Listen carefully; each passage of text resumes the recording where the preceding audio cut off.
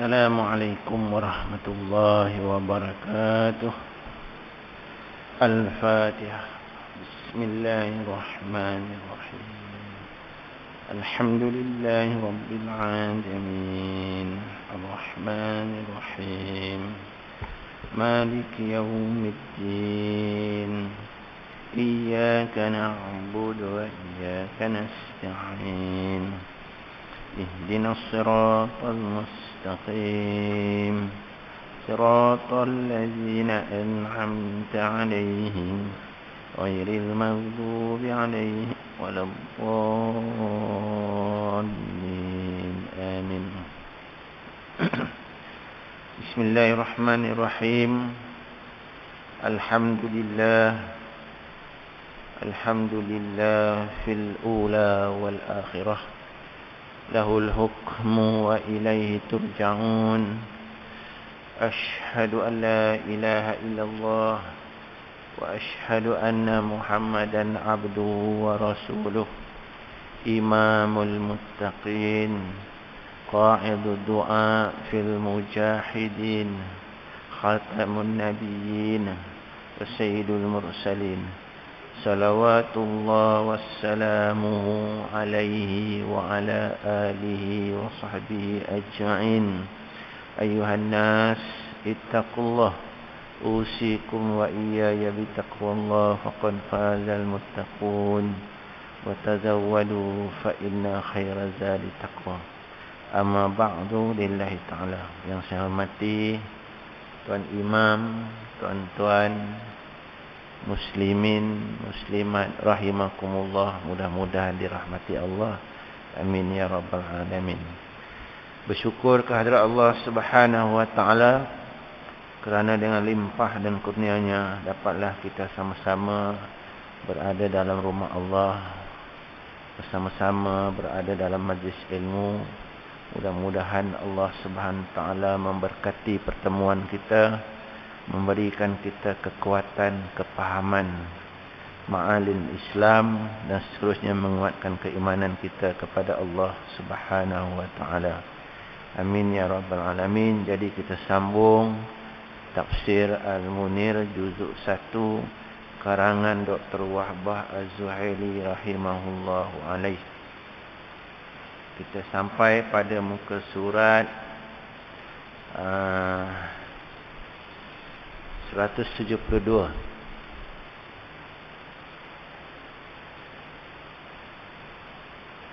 Pada menyatakan pedoman hidup dan hukum hakam. Rasanya ya kat situ. Jadi kita ambil barakah, kita baca ayat suci Al-Quran. Bismillahirrahmanirrahim.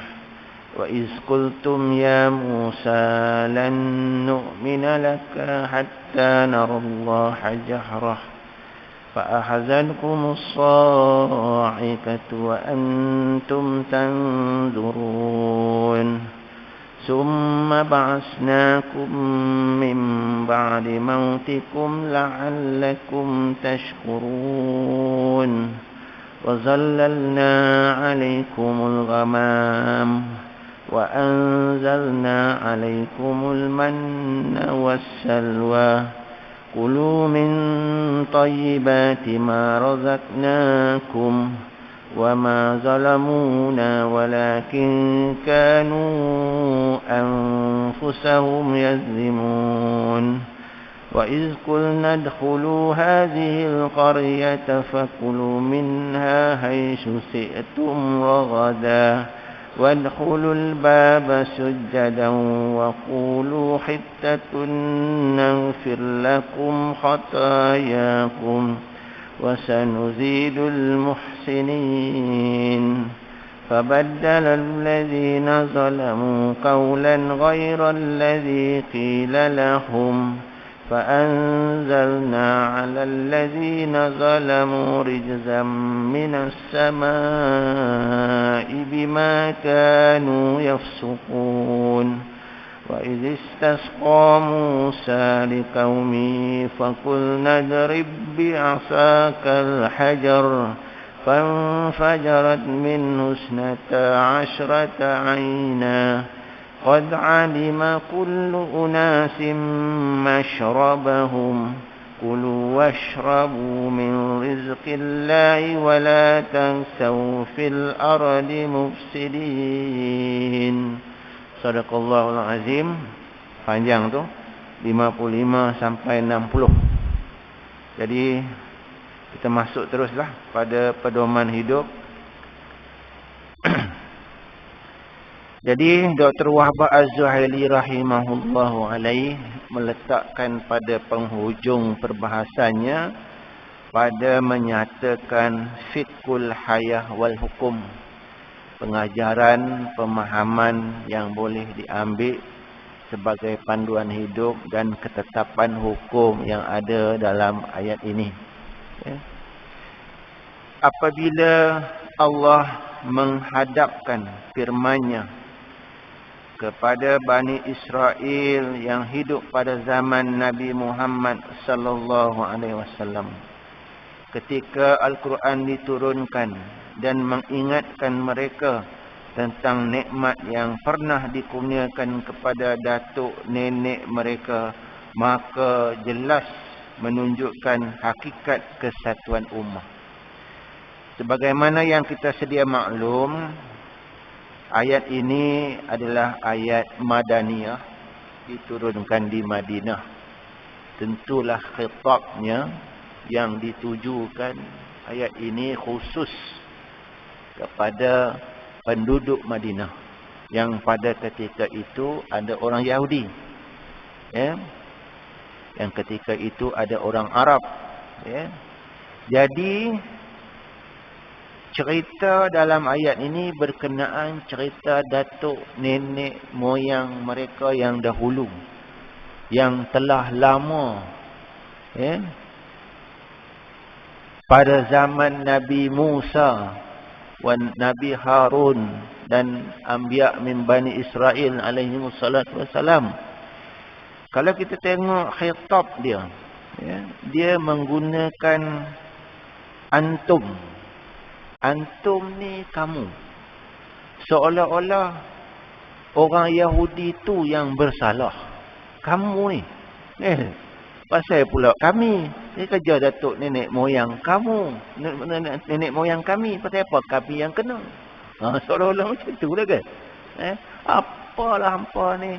Pasal apa pula kami kena? Apa yang buat? Dia macam tu lah kan. Khitab dia dituju menggunakan antum. Itu kalau kita lihat pada ayat pertama lagi, Allah Ta'ala berfirman, wa izkultum ya Musa, dan berilah peringatan kepada mereka, wahai Muhammad, ingatlah ketika mana kamu berkata kepada Nabi Musa. Pasal pula kami kata, kami mana ada zaman tu? Seolah macam tu lah. Jadi Allah Subhanahu wa Ta'ala menunjukkan ini kesatuan ummah. Dia kesinambungan ummah. Maka daripada banjar, banjarlah di hari ini. Kalau saya lah, saya orang banyak. Kalau banjar saya, banjarlah hari ini. Saya takkan jadi Jawa. Haji apa Haji? Kalau haji jauh, jauhlah hari ini. Dia macam tu. Tu dia kata menunjukkan hakikat kesatuan ummah antara individu dan kumpulan, hubungan saling melengkapi antara satu sama lain. Apa sahaja nikmat yang diterima oleh datuk nenek moyang kamu dahulunya pada zaman Nabi Musa dan zaman selepas Nabi Musa, juga nikmat pada kamu. Nikmatul aba, nikmatul abna. Dalam kitab dia terjemahkan macam tu. Kalau datuk nenek moyang kamu dulu ada buat salah, sikit sebanyak terpalit juga pada diri kamu. Sebab kamu wahai orang Yahudi terlalu membangga-bangga dengan keturunan kamu. Kan? keturunan kamu. Dia cukup kuat dengan Yahudi dia, dengan Bani Israel dia. Jadi kesalahan yang mereka lakukan itu ada kesan yang kuat pada kamu untuk ambil pengajaran. Jangan buat-buat tak tahu. Itulah dikatakan dalam ayat ni, ya, uzkuru ni'mah. Seolah-olah nikmat tu diterima. Padahal depa dulu nikmat tu bersambung, bertali arus, ya. Antara individu dan kumpulan hubungannya saling melengkapi antara satu sama lain. Nasib baik, malang, sama-sama dikecapi, baik datuk nenek mahupun anak cucu. Meskipun anak cucu tidak akan disoal siasat tentang kejahatan yang dilakukan oleh generasi yang lampau. Itu memang hakikatlah. La taziru waziratun wizra ukhra. Allah tak akan membebankan. Kita tak akan menanggung dosa orang lain. Ya? Tak akan menanggung. Sendiri punya dosa pun tak larat nak tanggung. Apatah lagi dengan orang lain. Ya. Namun sedikit sebanyak, kata Dr. Wahbah Az-Zuhairi, ya sedikit sebanyak, mereka terjejas dengan keburukan datuk nenek mereka. Sebaliknya, mereka juga akan ikut merasa kesan kebaikan atau istiqamah datuk nenek mereka. Mujuk lepas daripada tangkapan, cekupan Fir'aun Ramsis. Kalau tidak, habis hampa. Macam tu. Mujuk Allah Ta'ala selamatkan kamu di padang pasir, ya, di Sahara, ya,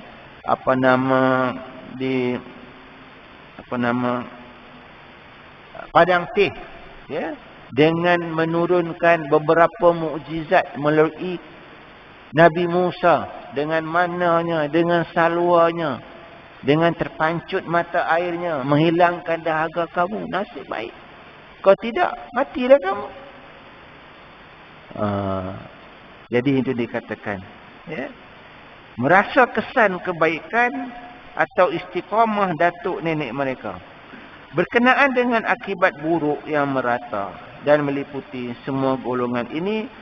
Allah Subhanahu wa taala berfirman, wattaqu fitnatan la tusibannal ladzina zalamu minkum khassah, dan peliharalah dirimu daripada siksaan yang tidak dikhususkan menimpa orang-orang yang zalim sahaja di antara kamu.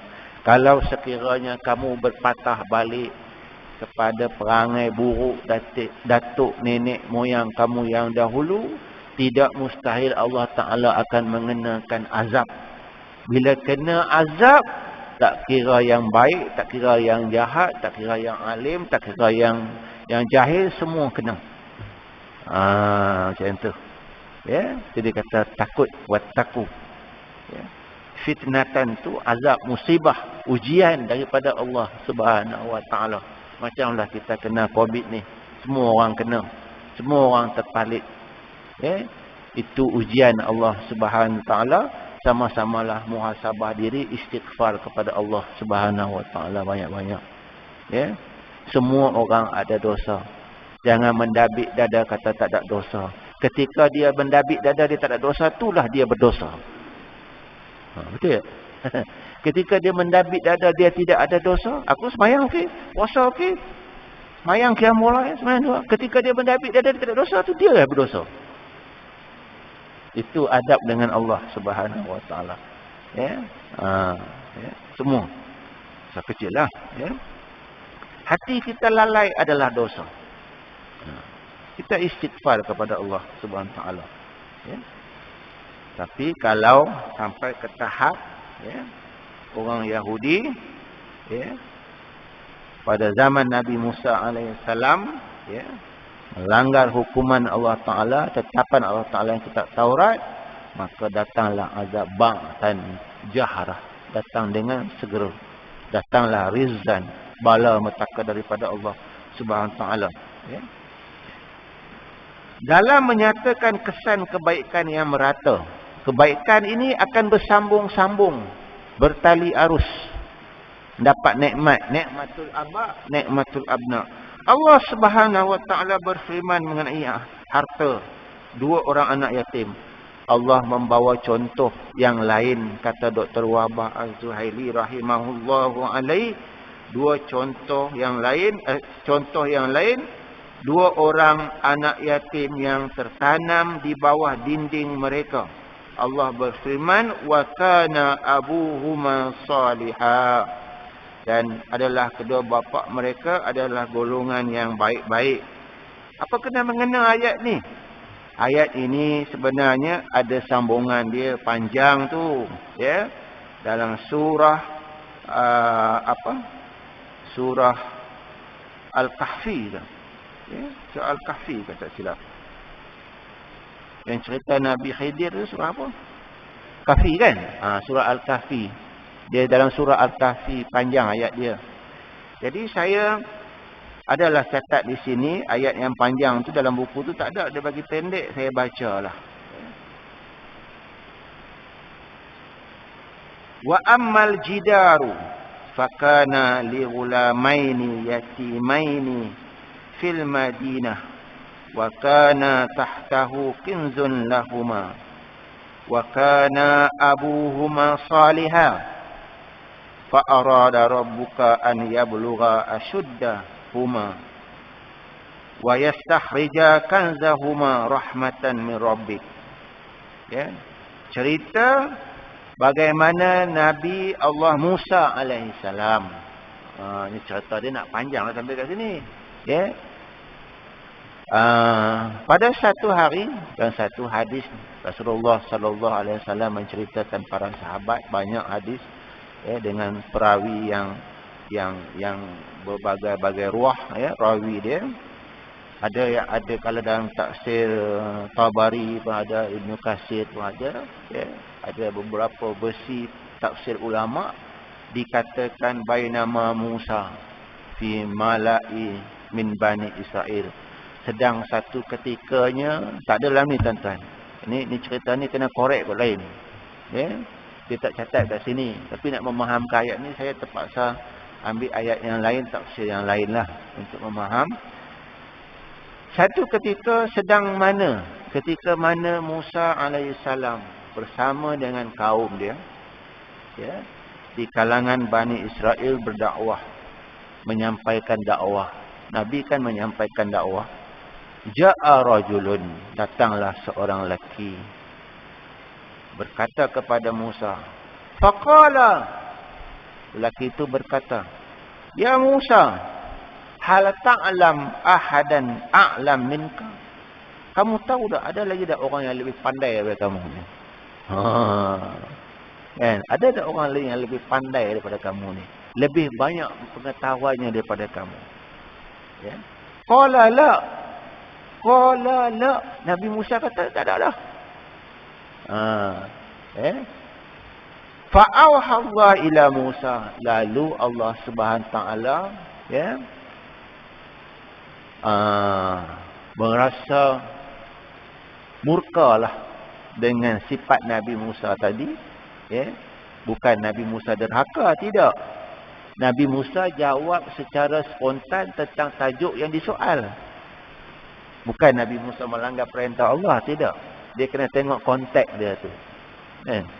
Yang kata Nabi Musa derhaka, macam juga Nabi Adam bukan derhaka, konteks dia tu.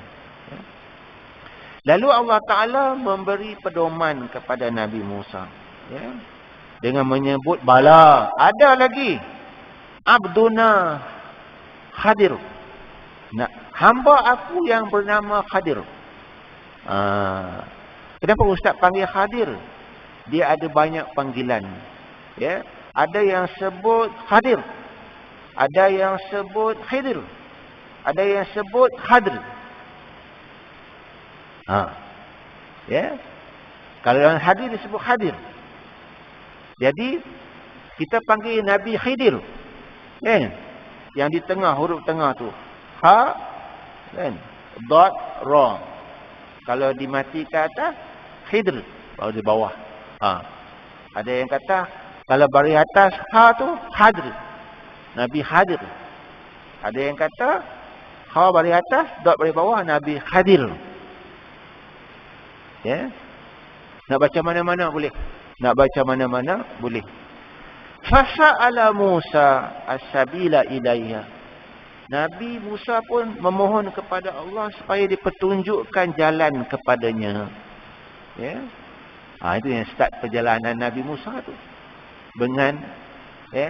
Dengan seorang yang menjadi khadam dia, suka berkhidmat dengan Nabi Musa pada ketika itu, Nabi Allah Yusha' bin Nun. Cerita tu tuan-tuan pun tahu. Ya. Ada satu riwayat, ini riwayat yang pertama dalam tafsir. Riwayat yang kedua dalam tafsir pula, Tabari. Dia kata, Nabi Musa tidak menyebut pun seperti mana yang saya cerita tadi. Cuma lintasan. Yang tadi dia sebut bala, dia sebut la, tak ada yang pandai dah. Di suatu dia kata, Nabi Musa ni terdetik, terlintas dalam hati dia, kata Tabari, dia kata, yang dia tanya tadi, hal fil ardi ahadun a'lamu minka? Adakah di atas muka bumi ni ada seorang yang lebih pandai daripada kamu? Yang kata qala la. Tabari menyebut dalam satu riwayat, dia kata haddatsahu nafsuhu bizalika.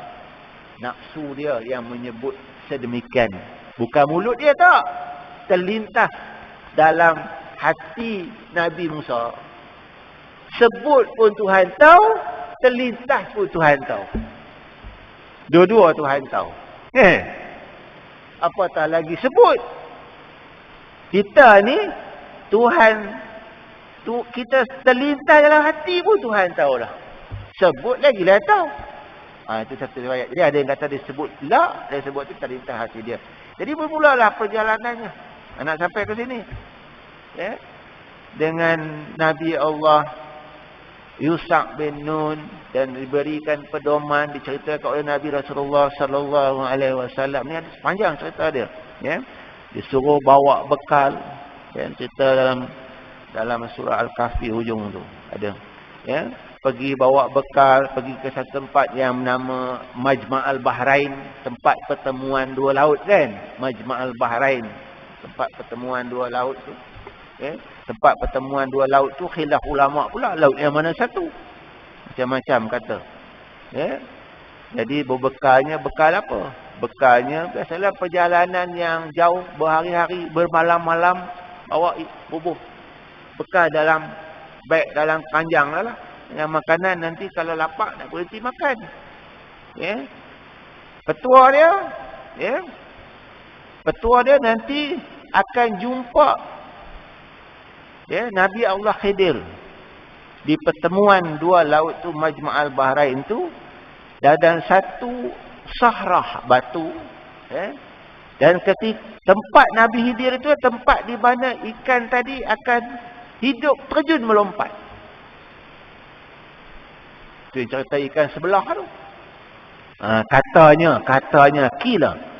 Itu memang ada kila. Walaupun ada riwayatnya tak sahih, tapi ada disebut kila. Ya, kila dan tafsir disebut benda ni. Ya, memang ada. Tak adalah sahih. Tak boleh dijadikan hujah kan? Tak boleh. Macam-macam dalam tafsir ni dia umum, kena umum lah. Tapi ada yang mengatakan sebelah tu. Ya. Jadi Nabi Musa pun berjalanlah dengan Nabi Yusha. Bila letih dia pun berhenti, ya. Bila berhenti dia pun tertidur. Bila tertidur dalam perjalanan tu, dia pun lapar. Sebelum tu dia lapar, dia makan dulu, dia makan sebelah, dia simpan sebelah. Lepas tu tertidur, leno. Lepas tu bangun-bangun tidur, teruskan perjalanan. Bila terus perjalanan, berhenti lagi sekali, tanya kepada Nabi Yusha' bin Nun, kita berhenti makanlah. Ya, dah jauh sangat perjalanan dah. Tengok dah tak ada bekalan tadi. Ya, ikan tadi dah melompat masuk dalam Bahrain, laut tadi. Patah balik. Macam itulah. Ada dialog dengan Nabi Musa dengan Nabi Yusha'. Dia pasal apa? Hang tak bagi tahu aku. Kata aku letih tadi, aku tertidur. Dan aku diperdayakan oleh syaitan. Disebut dalam Quran, tak tahu tu.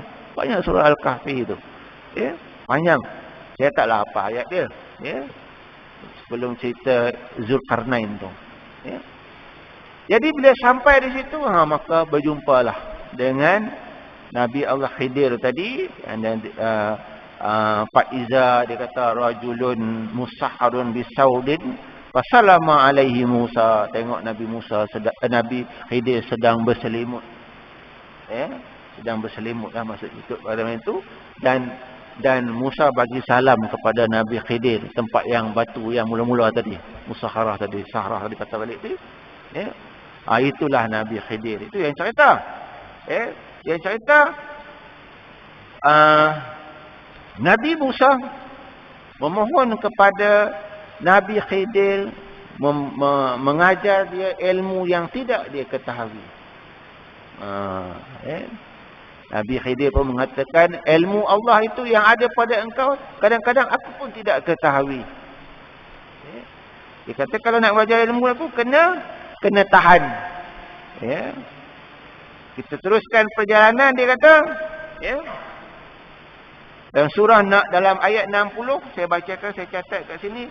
Qala lahu Musa hal atba'uka ala an ta'limani mimma ulimta rusyda. Musa pun berkatalah kepadanya, boleh tak aku ikut engkau dengan atas engkau ajar aku ilmu yang tidak aku ketahui. Ya. Khidir kata kalau nak ikut boleh. Ya. Tapi kau kena sabar. Ya. Kalau engkau tak sabar habis. Dan jangan banyak tanya. Jadi mulahlah perjalanan dia Nabi Khidir ni. Ya. Nabi Khidir ni hebat. Ya. Ada itu pun khilaf ulama tu. Ada kata Khidir ni Nabiun minal amba Bani Israel. Dia seorang nabi.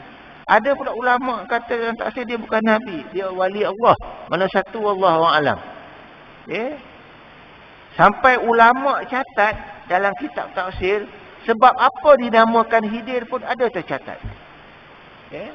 Antaranya ada riwayat mengatakan bahawa Khidir ni berasal daripada perkataan akhdar. Hadra Khidir, hijau. Hijau. Akhdar tu bahasa Arabnya hijau. Ya.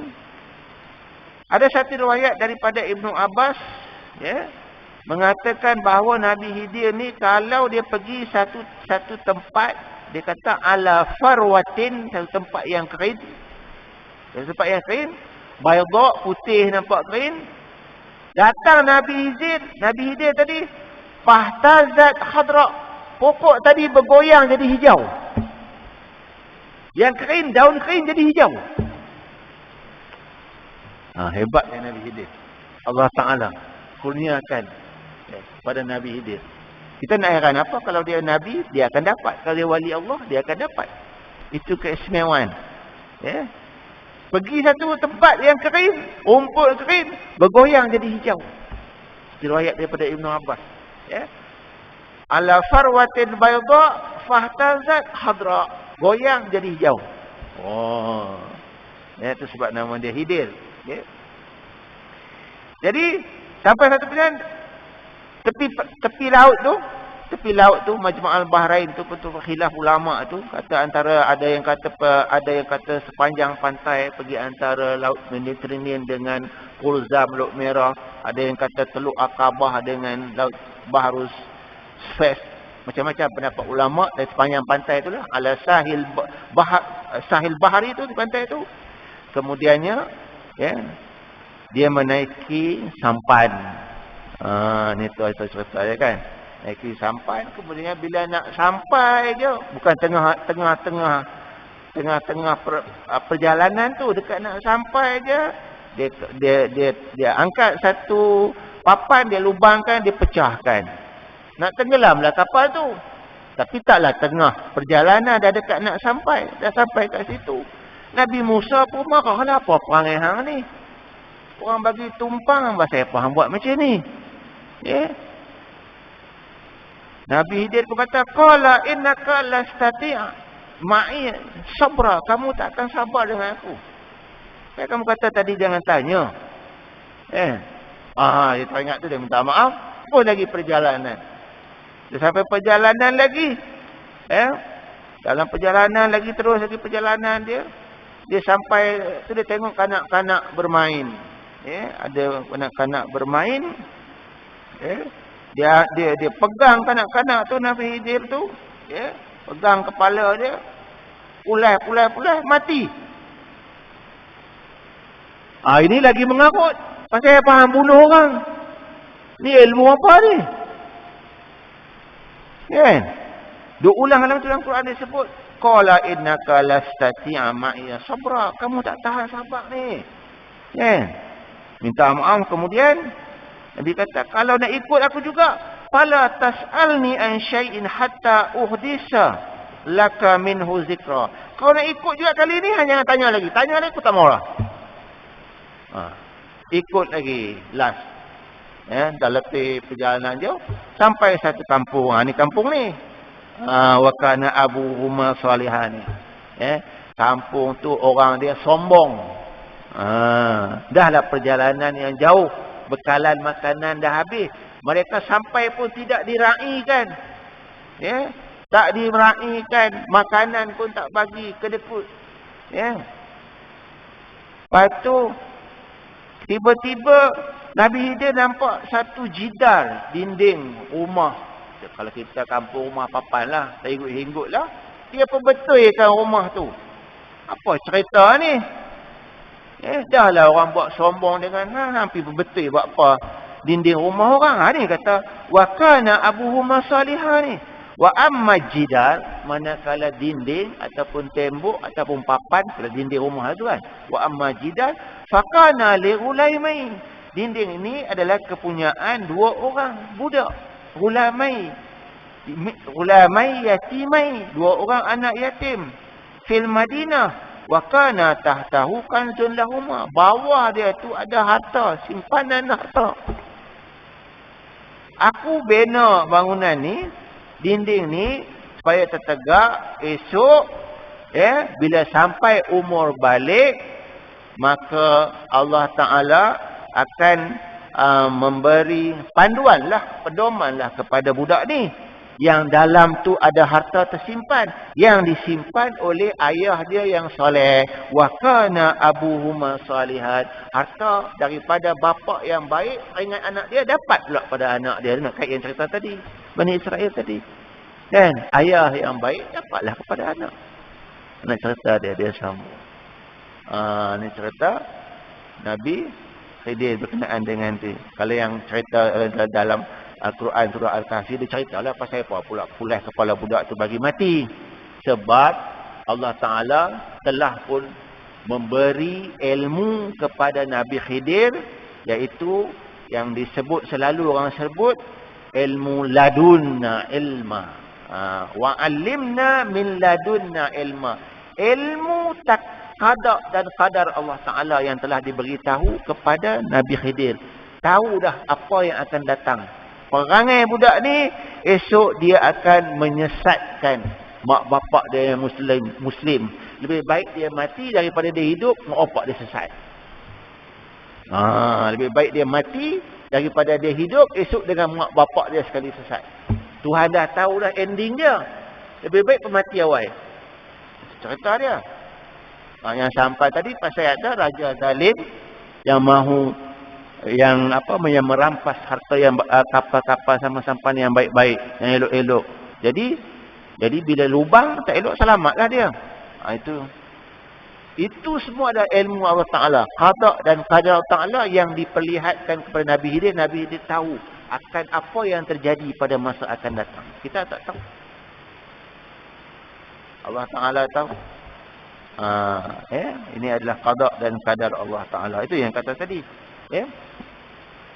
Jadi di sini jelas menunjukkan bahawa, kata Dr. Wahab Az-Zahili, dia kembali kepada tajuk kita, kebaikan bapa atau datuk menurun kepada anak cucu. Betul lah tu. Dapat ke anak, habis harta Tok Wan. Kan? Gadai habis. Kalau orang Melayu lah tu. Dapat, dia enjoy. Harta yang disimpan baik-baik akan sampai kepada anak cucu mereka. Ini bermakna setiap kebaikan dilakukan oleh seorang boleh memberi faedah kepada diri dan harta sendiri. Macamlah orang Yahudi Bani Israel, hasil daripada kerja baik datuk nenek moyang mereka dulu, sebabkan mereka ada pada zaman Nabi SAW.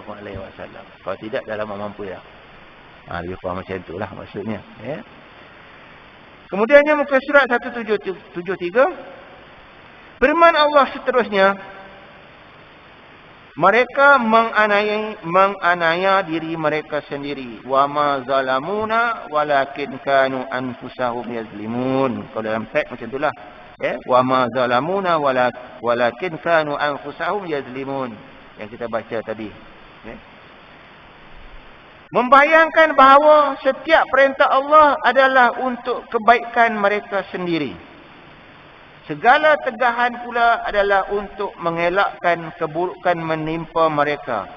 Maksudnya, ya, Allah Subhanahu wa taala, ya, dalam sesuatu urusan perintah Allah Subhanahu wa taala tentulah ada maslahah, ada kebaikan, ada maqasid dia yang kembali kepada manusia.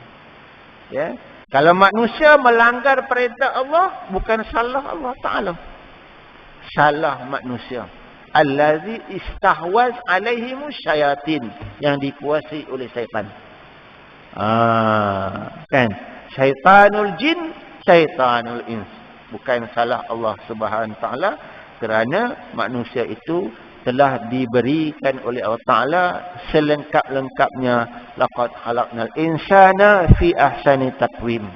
Ada akalnya, ada hikmahnya, ada rasulnya, ada fitrahnya, semua dah lengkap dah. Jangan kata Allah Ta'ala zalim.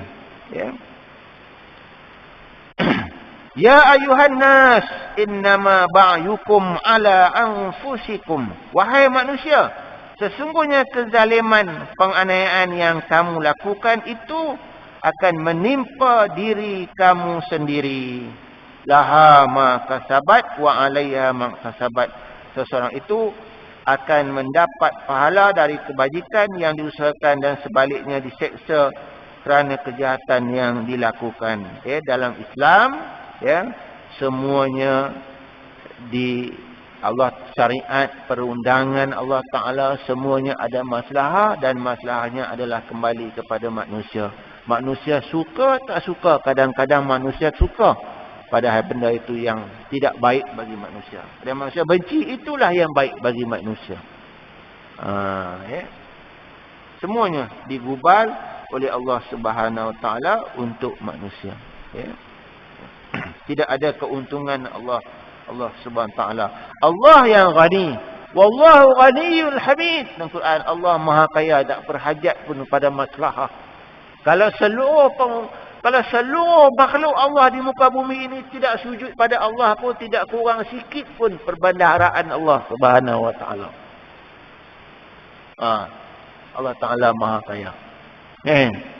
Kalau saya jadi cikgu, pergi sekolah, semua tak sekolah, saya nak makan apa?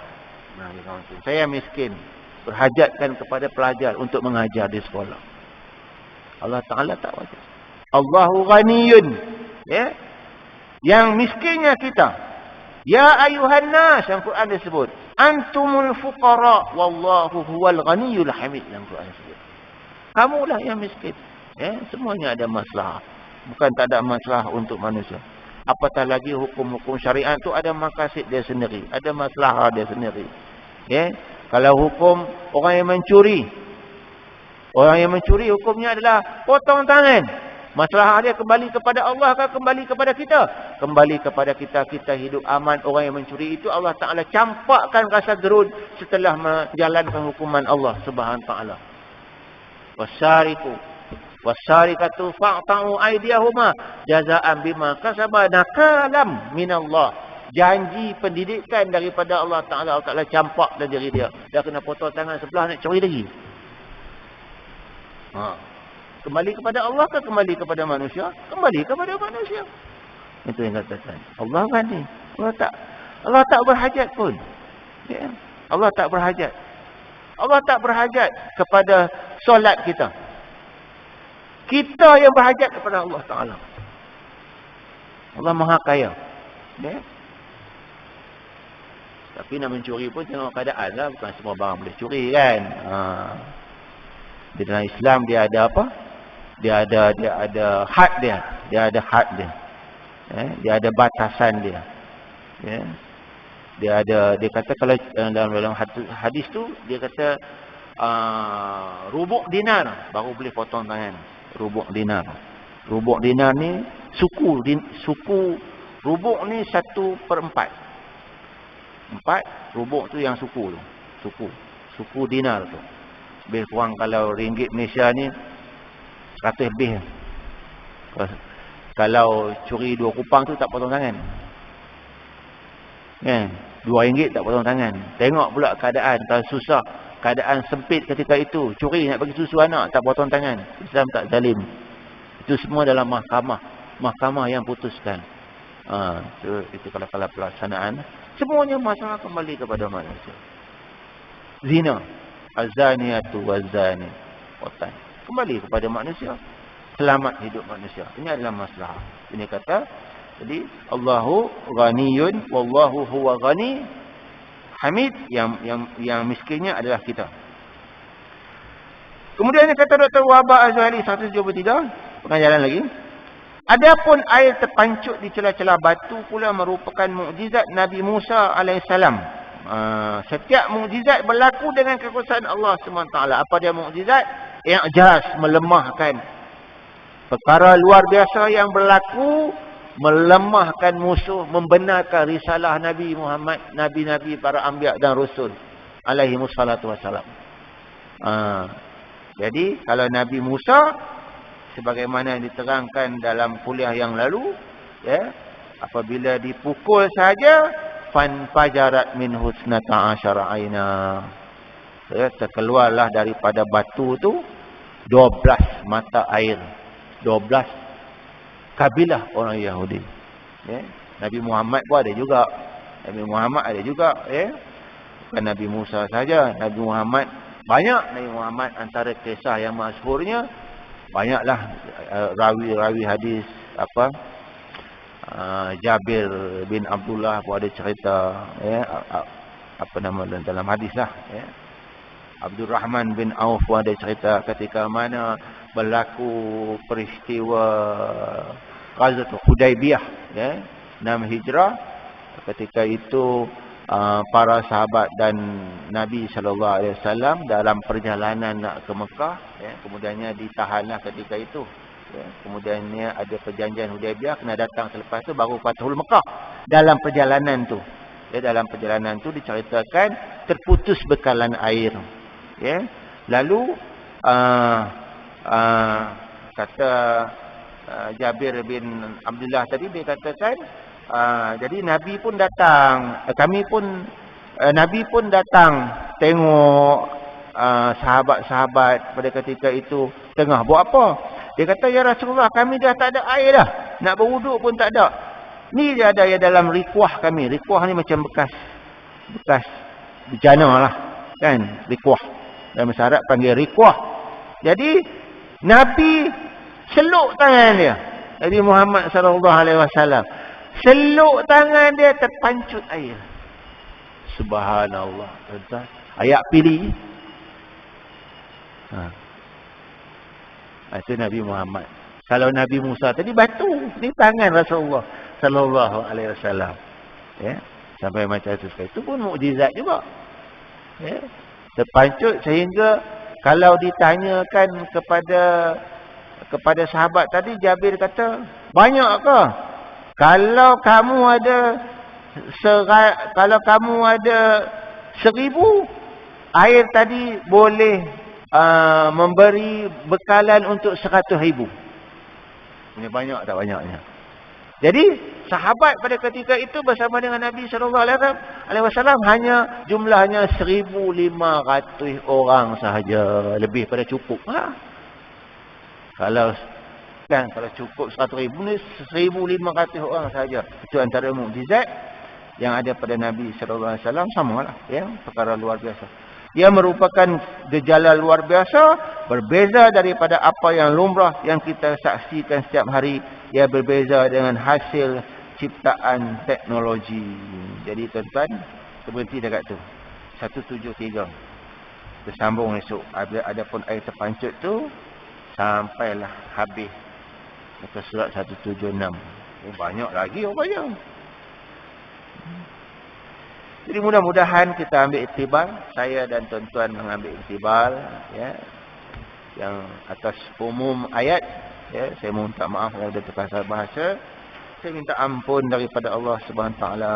Jadi kita tutup kekurangan majlis kita dengan kafaratul majlis. Subhanakallah bihamdi, subhanakallah bihamdika, asyhadu an la ilaha illa anta, astaghfiruka wa atubu ilaik. Bismillahirrahmanirrahim. Wal 'asr innal insana lafi khusr illa alladziina aamanu wa 'amilus shalihaat. Wallahu a'lam bis-shawab. Assalamualaikum warahmatullahi wabarakatuh.